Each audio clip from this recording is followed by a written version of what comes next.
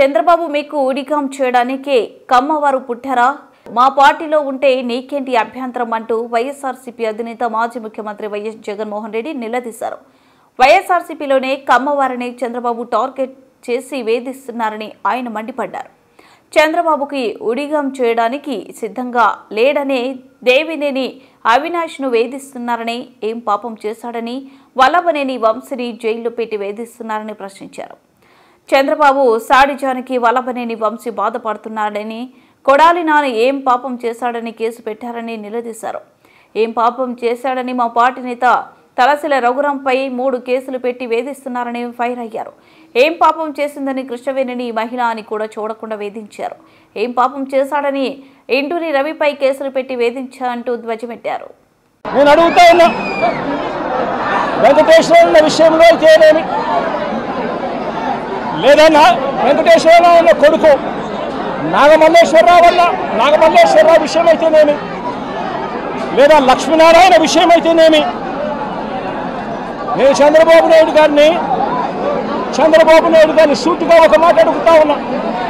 ఏమయ్యా చంద్రబాబు, కమ్మవారు మా పార్టీలో ఉంటే ఏమైనా నీకు అభ్యంతరమా చంద్రబాబు అని అడుగుతా ఉన్నా. కమ్మవారు పుట్టింది కేవలం చంద్రబాబు నాయుడు గారికి ఊడిగం చేయడం కోసమే పుట్టారట. చంద్రబాబు నాయుడు గారికి ఎవరైనా కూడా ఆయన చేస్తా ఉన్న అన్యాయాలను వ్యతిరేకిస్తే, ఆయనకు వ్యతిరేకంగా ఎవరైనా మాట్లాడితే చంద్రబాబు నాయుడు గారు వారిని వెంటాడి వేధించి హింసించి జైల్లో పెట్టడం, దొంగ కేసులు బడాయించడం, దొంగ సాక్ష్యాలు సృష్టించడం, చివరికి వారు ప్రాణాలు తీసుకునేలా వారిని అవమానించడం కేవలం చంద్రబాబు నాయుడు గారికి మాత్రమే చెల్లు. నేను అడుగుతా ఉన్నా, ఏం పాపం చేశాడని నాగమల్లేశ్వరరావును చంపారు అని చంద్రబాబు నాయుడు గారిని గట్టిగా నిలదీస్తూ అడుగుతా ఉన్నా. ఏం పాపం చేశారు అని చెప్పి తనను పొట్టను పెట్టుకున్నారు అని అడుగుతా ఉన్నా ఇదే చంద్రబాబు నాయుడు గారిని.